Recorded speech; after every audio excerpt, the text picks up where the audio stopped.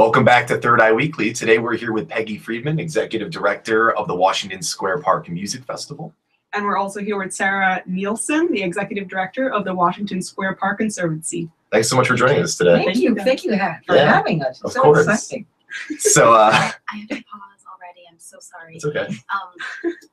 I have two titles. Okay. I use my parks one, which is Administrator of Washington Square Park. I'm so sorry. Okay, yeah, that's cool. Otherwise, it gets really confusing in the And Conservancy has nothing to do with the concert. Okay, yeah, sure. Park does. Yeah, it's Okay. Yeah, we're never quite sure when people have multiple titles which one to go with, so I'm happy And to clarify. I meant to say that earlier. So Yeah, I we do should have asked apologize. too. But that's cool. We'll just do Okay. take two. Oh, Okay. it's Administrator of Washington Square Park. That's it. Yeah. Awesome. Yeah. All right. Cool. Welcome back to Third Eye Weekly. Joining us today is Peggy Friedman, Executive Director of the Washington Square Park Music Festival. And we're here with Sarah Nielsen, the Administrator of Washington Square Park. Thanks for joining us today. Thank you guys. Thank you so much for having us. Of course. So this festival, this outdoor free concert series, is currently in its 57th year. I'm wondering a little bit about what the history is like for this, what it's been like to put this on over the years. Well, I'm really, really old, but I'm not so old that I started in 1953. Sure. Actually, my mother started it. This is, I think, the only music festival that was founded by a civic organization, as the Washington Square Association, which was founded in 1906. Mm-hmm. So, the village has a very long tradition, as well as being an avant-garde arty place. It also has a tradition, a neighborhood tradition. Mm-hmm. And the association thought it would be nice to have free concerts. And that was in the day when there wasn't any air conditioning. So people wanted, to come out. And a very famous violin virtuoso named Alexander Schneider, who was the violinist with the Budapest String Quartet, suggested it. First, I think he suggested it to a bank. And they said, well, $1,200 for the year. I mean, we can't possibly afford that. I mean, now it's, like $10,000 a concert. But anyway, so they went to the Washington Square Association, who gathered money from here and there, and we put on this first season. And it was very classical, very, he was European, Sasha Snyder. He's very famous. He was very famous. And so it was strictly classical. It was strictly chamber music. And over the years, it's evolved to some very avant-garde music, some jazz, some salsa. Johnny Colon has performed with us. Panama Francis, if you ever heard of him, as a drummer. So it's become a festival, and it really is maybe the only festival that is really founded by a civic organization and has kind of wide support. We have tremendous support from the Parks Department. It's just one of our favorite events of the whole summer in the park. It's really a village place. It's a village gathering, and you see sort of all the neighbors, and then so many people who come down to the park from around the city, because it's world-class musicians who are being brought together in, of course, if I may say, a beautiful setting. So A totally beautiful setting. So we're just thrilled to have the festival every year, and I'm just so excited to be part of 57 and as many more as I can. Excellent. I always feel that we're kind of a mendicant organization. We're always going around begging, like, oh, please, Parks Department, please don't charge us for the bleachers, please, please. Take the bleachers. Yeah. Oh, please, NYU. No, I shouldn't say that because then everybody will want it. But they do a tremendous amount of helping us with rain space and rehearsal space and programs, and we really feel we're part of an NYU team. And of course, NYU almost uses the park as a campus, so they do welcome us. I think there. So, you want to hear a story? Yeah, It's kind of a story. we love stories. That's what we love. So, sort of in the middle, so it's kind of being this almost staid classical music concert. And I should show you some pictures someday. I don't know whether I've shown them of this kind of a front row of all these like white lady and gentlemen, with little white gloves. Really? Sitting, yes. Oh, wow. They're sitting there very decorously, and they have little hats. My mother used to wear a little hat. And then there are like lots of people and I looked at one picture and said, oh my God, I'm really think that's my old boyfriend from acting school. It's like, well, I know you're not with me. Isn't that funny? And they're particularly like in the 50s, I guess, interracial couples, lying on the grass, listening to the music. And so there's this funny kind of dichotomy, if you look back on it. What picture is that? How old is that picture? Some of those were the late 50s, early 60s. But in 1963, my mother, who was not particularly progressive, but she was interested in music, and she learned that it's very, very hard for Black musicians at that time, if they were conductors, they could not get jobs here, no matter how good they were. And the excuse was that white musicians would not take orders. Can you believe this? Couldn't have a black leader because, I mean, who's going to take an order? So there are Really? famous good conductors like Dean Dixon, this is like in the late 50s, early 60s, who had a European career because he could not get work here. So my mother thought it would be a really good idea to try and find a person of color to be a conductor. And she found out that this conductor actually was working in California. His name was Henry Lewis. He ended up being conductor at the Metropolitan Opera. His first gig was with us. And so she wrote him and said, you know, I'm really like, I don't know whether she said because you're a Negro, but probably not. I mean, I hope she was going to say that. You know, but would you please come and conduct? And he wrote back, and she knew who he was. He had great credentials, and everybody, it wasn't just because he was Black. You know, he was great. You know, he was really, we were lucky to have him. You know, he was kind of under, you know, under his talent range, what he was doing. So she, he wrote her back and said, yes, of course, I will come, but I want to tell you, my wife is a soprano, and she's going to be performing in New York. She's having a debut at Carnegie Recital Hall, and I will only come if she can perform. I don't know. What is her name? I don't know whether you know this name, Marilyn Horne.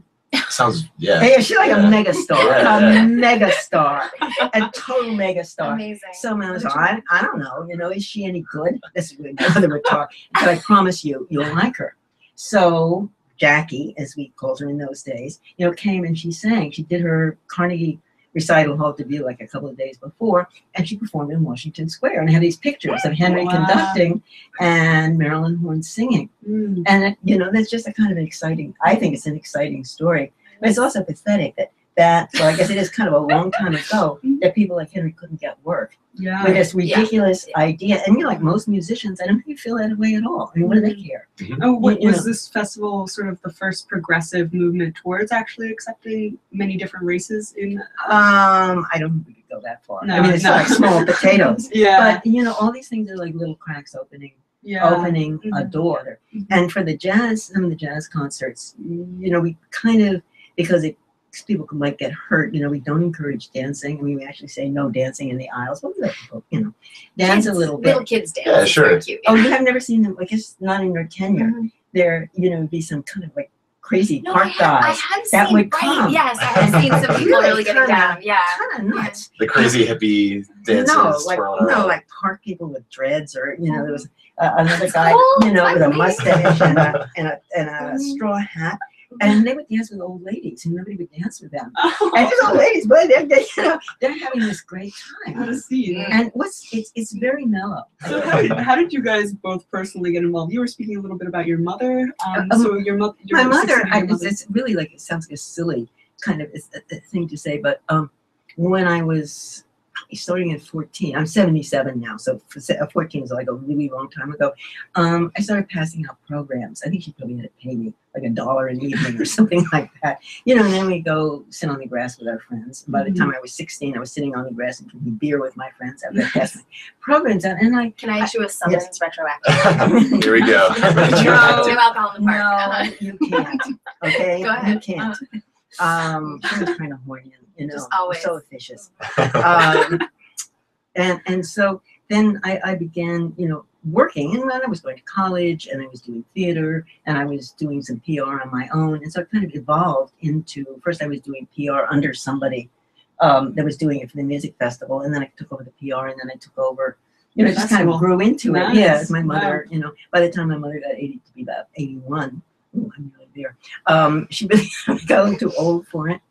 But another funny story about my mother was that when she was, maybe she was younger, maybe she's 79 at that time, but she's kind of getting old there, you know, she's sitting there, and it was very tough. It was a year, it was very tough in the village because the Mills Hotel was open. It was a hotel for homeless people, kind of. It's like Flop House, that's what, on Bleecker Street, where the village gate is now. And so these guys would come into the park. I mean, we would be setting up, and one of them, like, one day, picked up a bottle and broke it and went after the other one. I'm like, do I have to do this? You know, so I said, excuse me, you got to do that over there, like over there. So anyway, so whatever's happening, my mother said, no, we have to hire a guard this year. All right. So the Pinkerton guard is standing in a uniform, and two people, a man and a woman, are drunk, and they get up and having a fight. I mean, they're fighting among each During other. the performance? During the performance, Okay, you know, okay. they're yelling and screaming at each other. and the guard is looking away. We're going in the garden.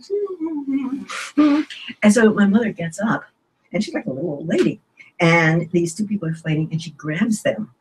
And she just says, no. And they're like, oh. And she takes them, they're going now, and so we didn't hire the Pinkertons.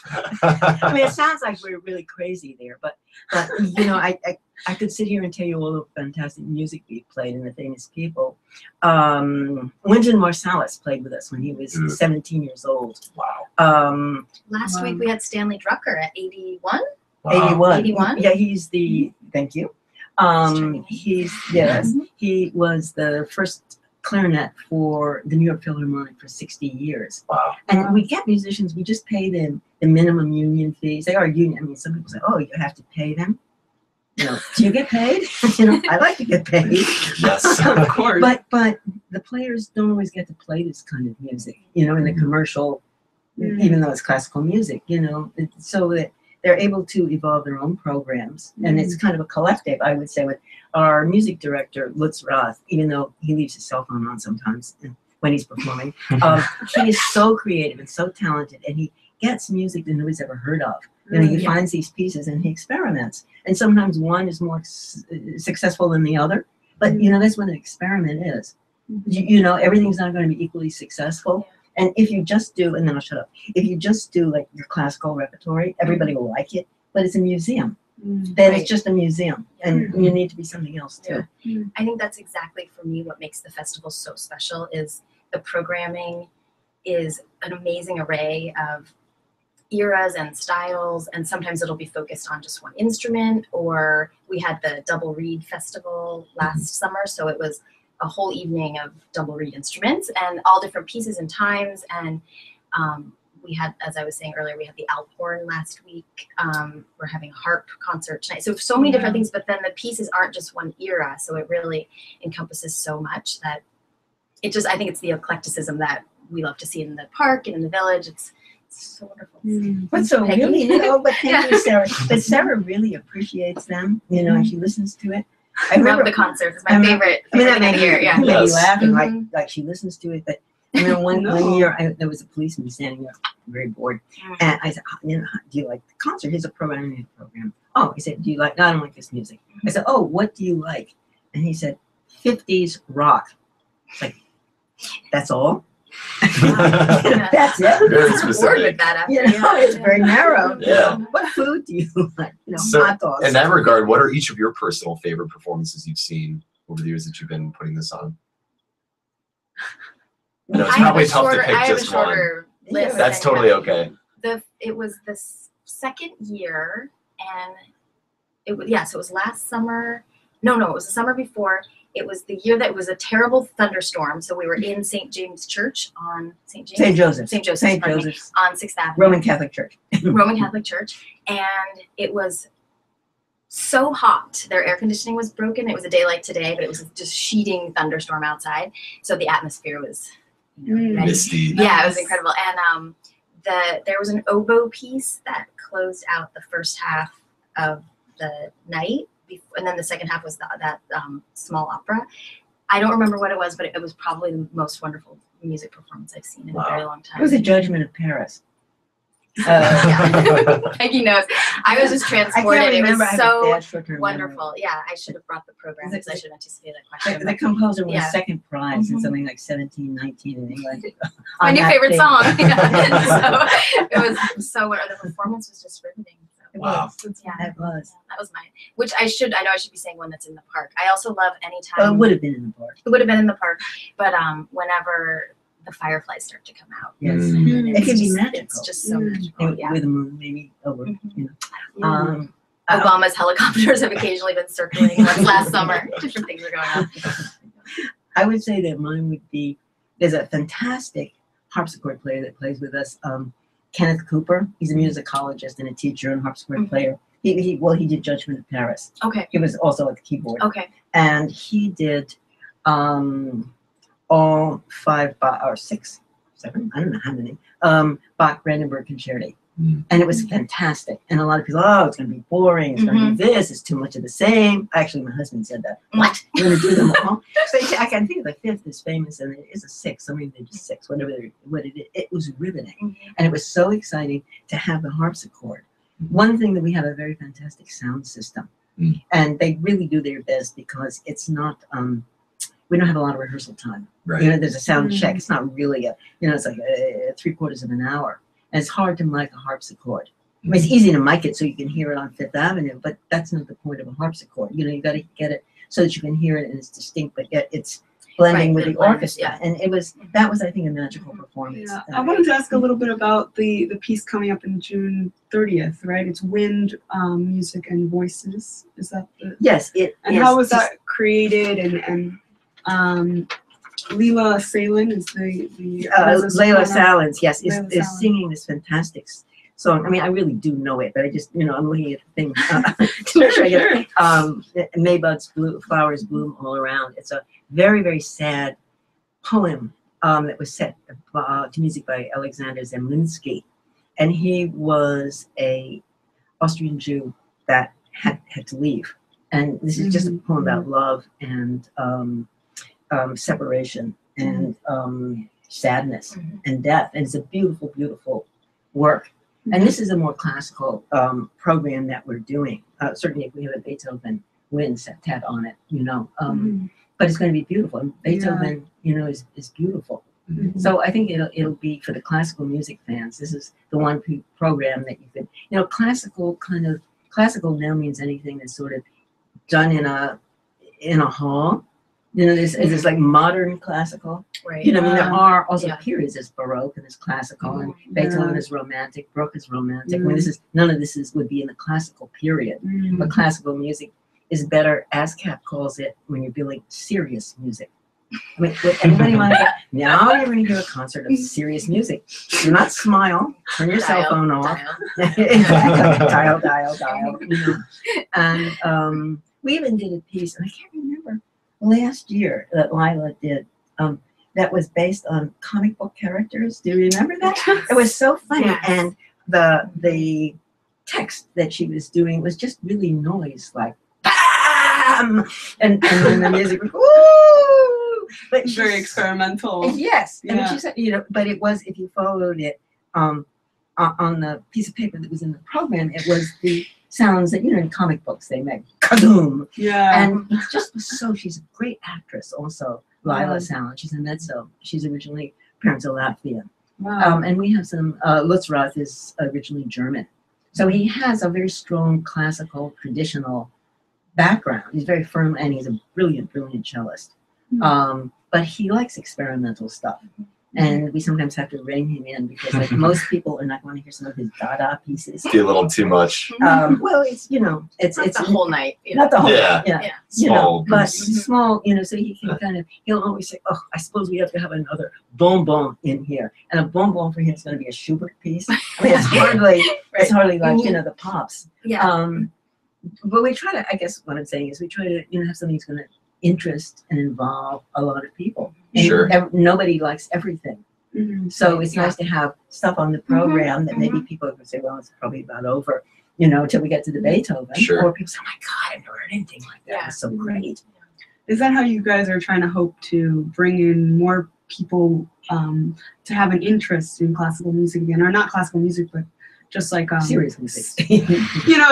Maybe open their minds to what they think classical music really is, and see how there is an actual large diversity in it. It's not something you're just hearing in the background of an elevator. It's something with these skills and these different lengths of experimentation that you can go on. Is that what you guys are sort of hope for?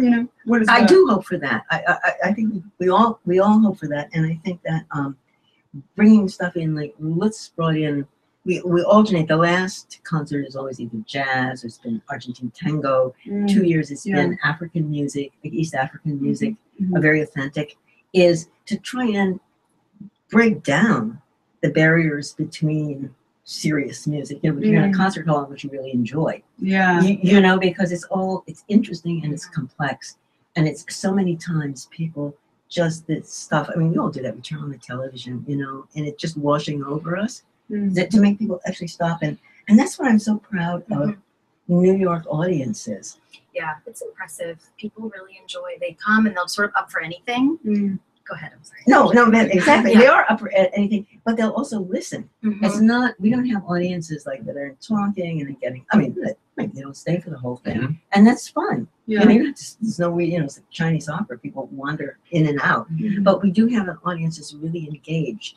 And they're you know, captivated. sometimes it just it makes me want to cry. You know, sitting in the park, there's a noise around it. Everybody is just like listening and mellow and getting their own understanding. Whether it might be jazz, you know, it might be, you know, contemporary piece, it might be a Baroque piece, but it's bringing people together, and I think you're in a happier mood when they leave. But I think I'm more interested in entertainment and enlightenment, you know, maybe a little education. We put the dates of the musicians, of the composers on the program. It's the education. Right? So hey, some people don't have a clue. It's true. I mean, you know, It's true. sometimes I don't have a clue. I look at it. Oh, that's what Yeah, I don't know. So one last question for you guys. Obviously, this is a free concert series, but it's nothing is ever really quote unquote free. Is there anything our listeners can do to help contribute to keeping this going? Oh, that's very nice of you. They could donate on www.washingtonsquaremusicfestival.org. There's a button. You can, you know, Awesome. you can do that. And our next, I think, for our listening audience today, there is a concert Tuesday, June 30th, 8 o'clock in Washington Square Park. That's the Winds and Voice concert and chamber ensemble. And if it rains, like it's been doing, it will be in New York University's Frederick Lowe Theater, 35 West 4th Street, 1 block east of Washington Square. And I hope everybody comes. And you don't have to stay for the whole thing. And it's not too Definitely. serious. It's not serious. Definitely come out. Thank you two so much for joining us today. It was a thank pleasure you speaking with guys. you. It's so Thank you. nice of you. Wasn't that